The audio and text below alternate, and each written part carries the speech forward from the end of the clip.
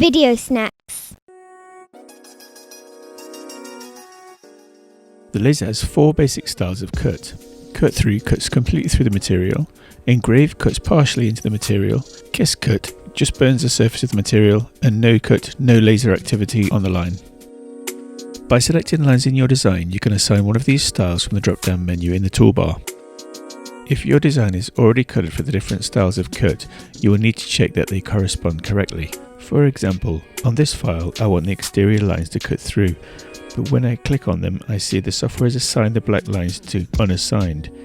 I could change them individually, but if I've got lots of them, it's quicker to reassign the color to a different style.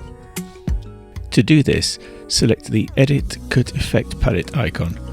Choose the effect you want, choose the color you want it to be, then assign. It's sometimes a good idea to press Rem unused at this point because it will show you how many colors you are using in your drawing. This is useful to see if you've used any slight differences in color. Notice the window panes are all blue, but if we click on them, we can see that they are different styles. They have to be exactly the same color, or hex code, to be executed in the same way. In this instance, I select all 4 and assign them to the style I want from the drop-down menu.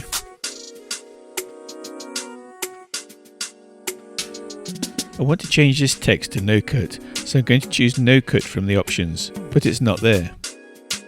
I'll reassign the unassigned color to no cut. Then I'll add a new style and assign that to kiss cut, which is what I want for the boxes underneath the windows. And when you add a new style, you have to choose a color by using these sliders as well.